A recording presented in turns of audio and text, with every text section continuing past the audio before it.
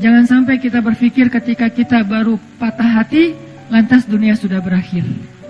Masih ada Allah. Iya sih, tapi gimana dong hidup saya nggak bisa hidup tanpa dia. Ada Allah. Nanti setelah Allah tunjukin, baru kita bilang untung ya dulu diputusin. Mau gitu. Udah gitu kayak pamer gitu ke mantan nih biar dia nyesel. Wah, posting yang keren-keren, hasil editan, pencitraan. Karena salah satu prestasi kita tuh bisa bikin mantannya nyesel gitu kan. Astagfirullahaladzim. Enggak sih, dia mah gak nyesel, biasa aja. Artinya kegeeran kita doang kali ya. Wah, dia pasti udah nyesel nih, gue sekarang dokter. Dia udah nyesel nih, sekarang gue dokter. Dia udah nyesel nih, sekarang gue pengusaha sukses. Dia udah nyesel nih, dan segala macam. Gak pasti juga sih. Yang jelas kita jadi ngerasa benar ya, Allah menyelamatkan saya dari dosa. Coba kalau nggak diputusin dulu, mungkin kita sama-sama udah jadi pembuat dosa yang harus kita bayar mahal dosa-dosa kita itu di dunia dan di akhirat. Satu, oh gara-gara diputusin sama dia, akhirnya Allah mempertemukan saya dengan orang yang lebih tepat buat saya, bukan lebih baik ya. Karena lebih baik itu berarti kita menjudge. Belum tentu dia jelek, enggak. Yang lebih tepat buat kita. Dan dia juga dikasih yang lebih tepat buat dia. Karena kasusnya banyak teman-teman. Ada kasus seorang ibu yang sakit kanker, dirawat di salah satu rumah teduh yang tempat istri saya tuh, ditinggalkan oleh suaminya. Suaminya ketika tahu istrinya sakit kanker malah pergi ninggalin dia. Tapi di kasus yang lain, justru ada seorang suami setia banget nungguin istrinya, ninggalin semua pekerjaannya, tinggal di Bandung untuk jaga istrinya berobat. Padahal istrinya udah gak bisa menyenangkan dia sama sekali, tapi dia setia kepada istrinya. Ini kan masalah, Allah lebih tahu ya, masa depan kita bakalan kayak gimana, kasus-kasus kita bakalan kayak gimana. Bisa aja dengan pasangan yang Allah kasih sekarang, dia lebih sabar dengan proses kita dalam pekerjaan. Gak survive, gagal lagi, bikin usaha ini rugi, bikin usaha itu rugi. Tapi dia gak pernah ngeluh. Bukankah dia lah pilihan Allah buat kita? Nggak usah ngeluh, kalau gitu ujian. Artinya ada aja pasti kebaikan yang kita lihatlah sisi baiknya. Dan itu bukti kalau Allah alam yajidka yatiman fa'awa. Nah sekarang coba alam yajidka yatiman fa'awa ini kita lihat dalam kasus Nabi.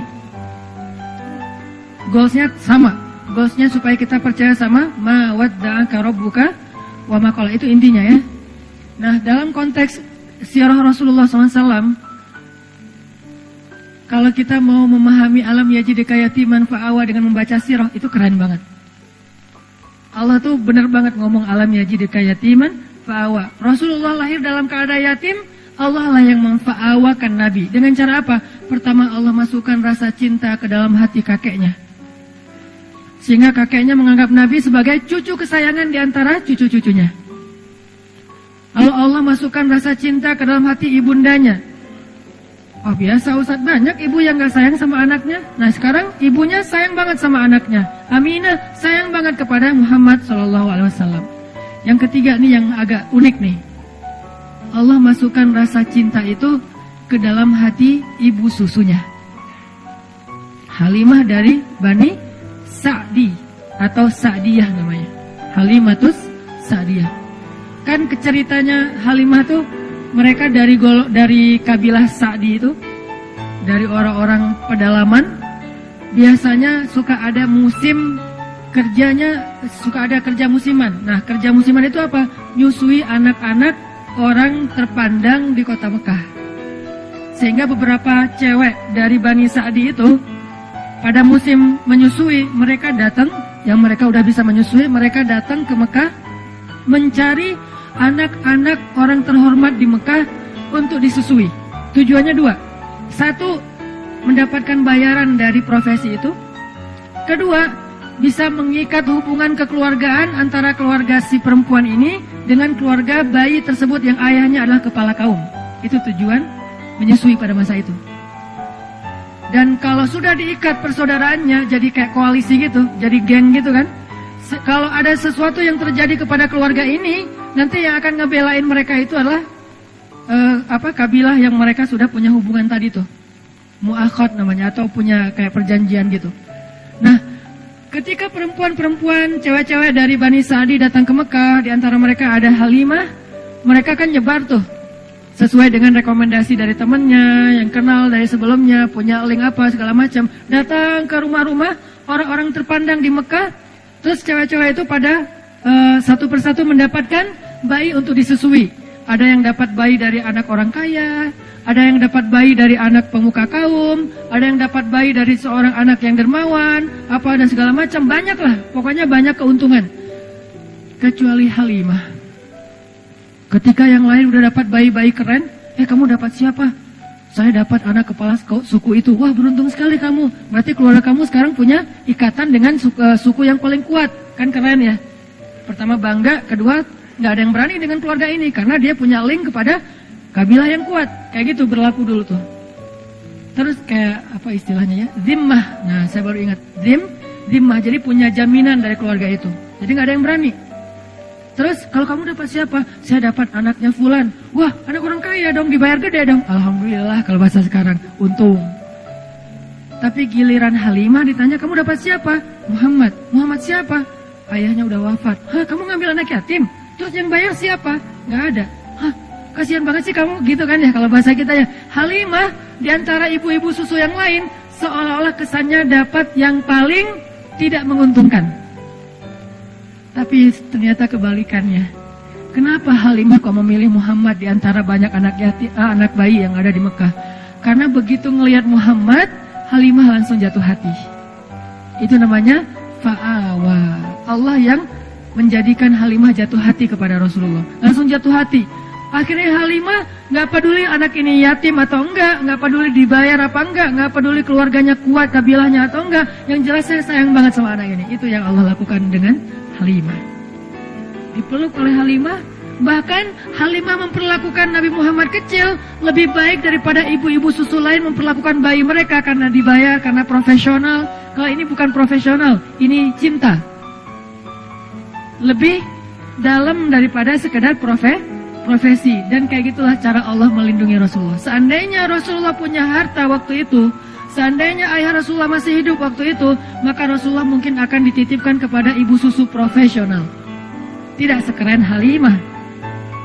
Tapi berhubung dia nggak punya harta, berhubung dia ayahnya udah meninggal, berhubung kakeknya itu nggak bisa membayar ibu susuan, akhirnya yang muncul, yang menyusui Muhammad kecil, justru seorang perempuan paling baik di antara semua ibu-ibu susu yang ada waktu itu.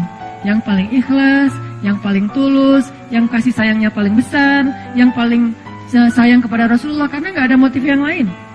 Ini cara Allah tuh keren banget ya.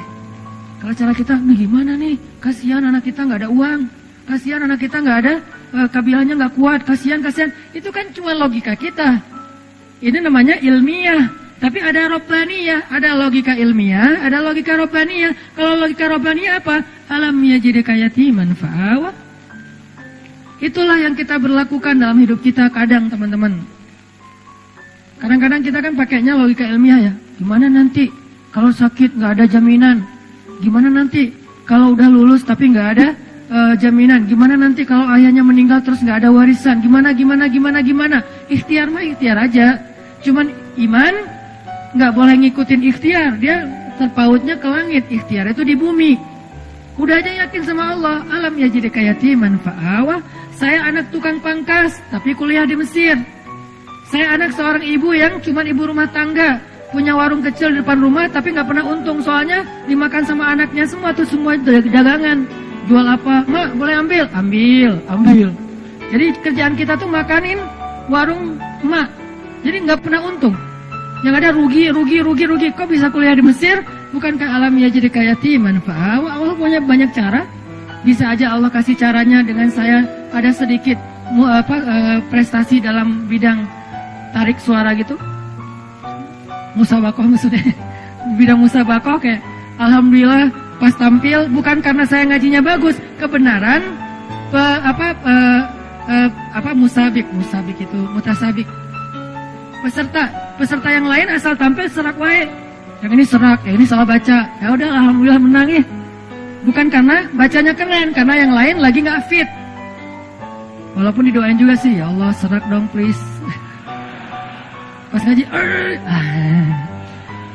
Jadi agak-agak kurang ikhlas juga namanya musabaqah anak-anak ya, kayak atlet gitu karena semangat ya semangat, jatuh dong jatuh, wah jatuh gitu. Jadi artinya kayak tadi lah tanding Pevi ya, Pevi Sanggu tadi teh nonton sama teman-teman.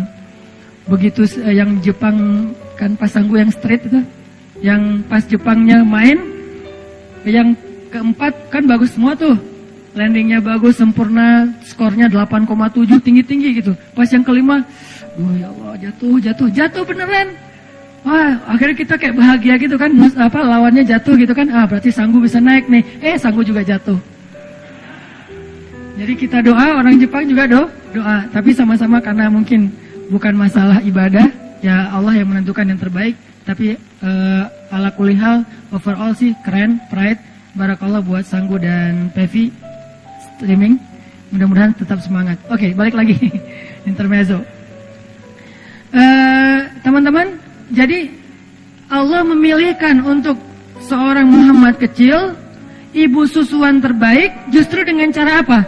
Gak punya modal, gak punya pengaruh, akhirnya dapatlah gak punya ayah, malah dapat ibu susuan terbaik. Kalau masih ada ayahnya, kalau ada modalnya, kalau punya pengaruh, pasti yang dapat itu ibu susuan yang ada maunya.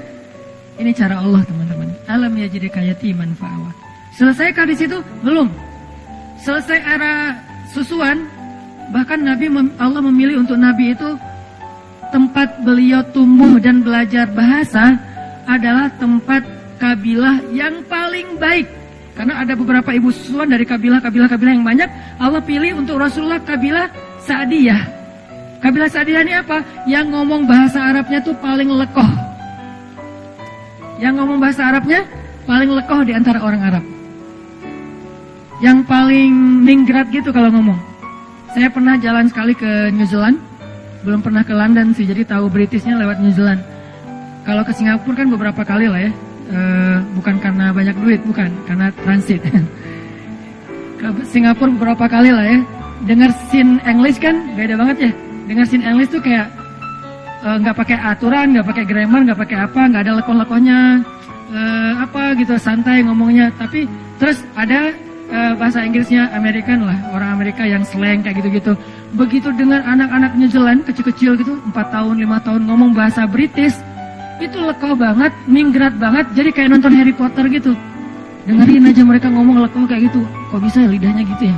Ngomongnya gimana sih? Itu anak Indonesia banget loh. Wajahnya etnik banget, mukanya Indonesia banget, gak bisa ditipu. Tapi pas dia ngomong, itu udah kayak dengerin Harry Potter. Lekoh banget. Ngomongnya, what-nya aja tuh gimana gitu. Ngomong no-nya aja kayak dibuat-buat gitu. Tapi kalau kita jadi lucu ya, kalau mereka keren. Nah, Rasulullah tinggal di sebuah kabilah yang ngomong Arabnya tuh paling British. Dalam analogi kita ya, yang ngomong Arabnya bukan sin English, bukan sin Arabic, tapi Britishnya Arabic. Yang paling lekoh, yang paling ningrat, yang diksinya itu yang paling tinggi, sehingga Nabi tumbuh dengan bahasa yang seperti itu di Bani Sa'diyah. Ini skenario dari Allah. Wa wajadaka alam yajidka yatiman fa'awa. Kalau sekolah kayak gitu mahal. Sekolah Arabik yang British banget mahal tuh. Dan yang sanggup sekolah kayak gitu hanya orang-orang kaya. Rasulullah, Allah punya cara sendiri. Allah tuh luar biasa, luar biasa. Gak ada duit, gak masalah kata Allah. Nanti aku undang aja hambaku yang paling tulus, yang dia bisa ngajarin hambaku ini bahasa Arab yang paling British. Arab yang paling British. Ini jangan di-cut ya, jadi salah paham. Arab British apa maksudnya Ustaz? Maksudnya elegan gitu. Maksudnya elegan, lekoh, ningrat, diksinya keren. Nah, setelah Nabi lekoh bahasa Arabnya, era pendidikan bahasanya udah selesai. Kan yang paling bagus bahasa itu dari kecil ya. Karena anak kecil cepat menyerap bahasa.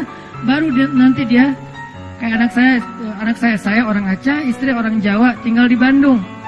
Tapi kalau ngomong bahasa di rumah, dia yang paling nyunda.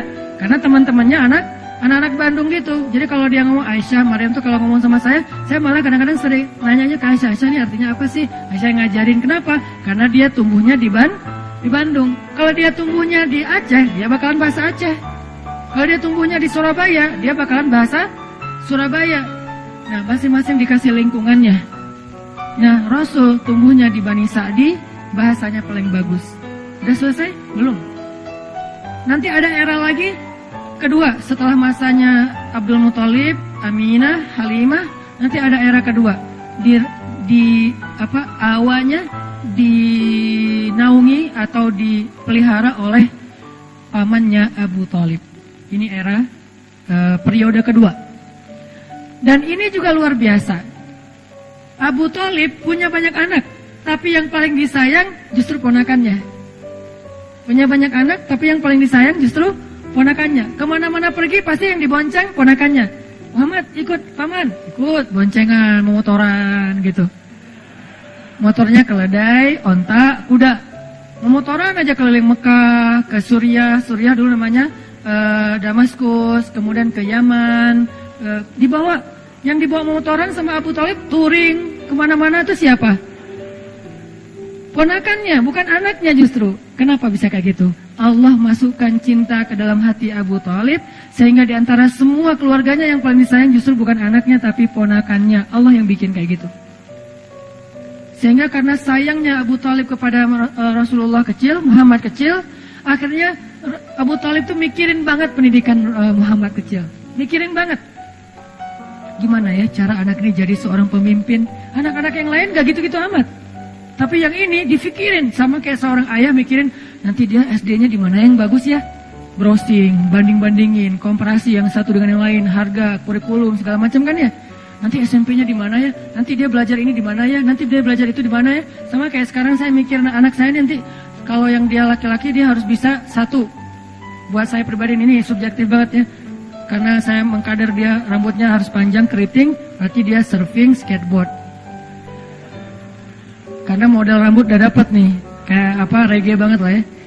Surfing, skateboard harus bisa. Berarti belakang rumah saya harus bikin mini rem, biar dia latihan sendiri gitu. Satu.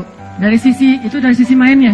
Dari sisi intelektualnya, mulai sekarang karena istri memang sama-sama belajar di Mesir, diajarin bahasa Arab. Jadi kita kalau ngomong rahasia dengan istri di rumah, udah ketahuan sama anak-anak, tahu. Walaupun mereka nggak bisa ngomong bahasa Arab, tapi ngerti kalau kita ngomong bahasa Arab. Saya misalnya bilang mau sesekali makan mie instan gitu kan ya. Kan biar anak-anak nggak ikut-ikutan, saya ngomongnya rahasia sama istri, pakai bahasa Arab. Saya pengen makan makarona gitu ya. Baba mau makan mie instan ya, gitu langsung. Ketahuan, nggak bisa rahasia-rahasiaan lagi. Atau mau keluar gitu, kita keluar berduaan yuk, tapi pakai bahasa Arab. Gitulah pokoknya. Jadi kita keluar berduaan yuk, nggak usah bawa anak-anak, pasti ketahuan. Kita mau ditinggal, kata mereka. Jadi karena udah dilatih di rumah dari sisi intelektualitasnya, bahasanya, nggak harus lancar ngomong, tapi ngerti secara listening. Terus Al-Qur'annya, pokoknya bagian saya main aja, bagian yang tadi pendidikan, apa segala macam, istri aja lah. Ngafal Quran, ngafal hadis, bahasa Arab, ya sama Umi aja deh. Sama Bapak apa? Yuk kita jalan yuk kita main yuk. Bagian seru-seruan gitu.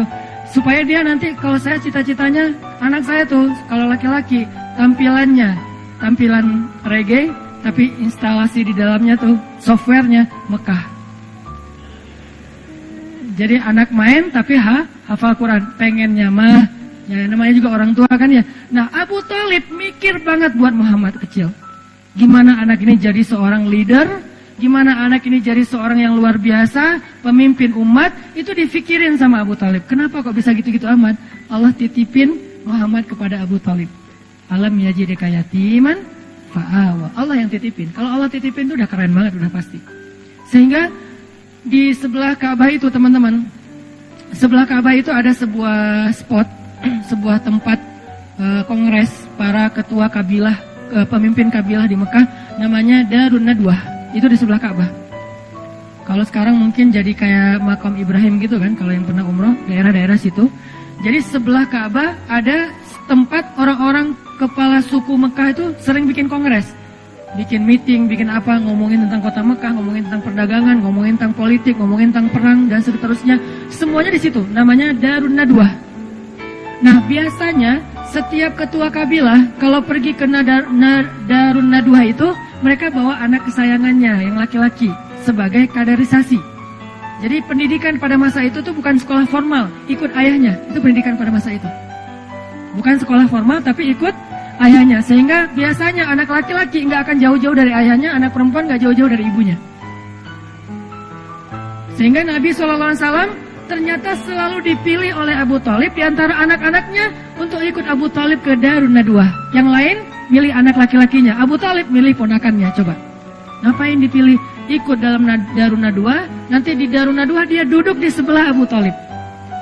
Duduk di sebelah Abu Thalib, dengerin gimana cara komunikasi dalam sebuah musyawarah, meeting, kongres, gimana cara meyakinkan orang kepada pendapat kita, gimana cara komunikasi yang santun, gimana cara debat yang baik, gimana cara ngatur pemerintahan, gimana tentang politik, gimana tentang jihad, gimana membangun koalisi, gimana, itu Muhammad semuanya dengerin di sebelah Abu Thalib. Kebenaran Abu Thalib yang paling bijak di antara ketua kabilah. Jadi dia kayak belajar langsung ke legend-legendnya gitu. Belajar langsung ke legend-legendnya. Di situ nanti ada Abu Jahal, walaupun belum musuhan ya.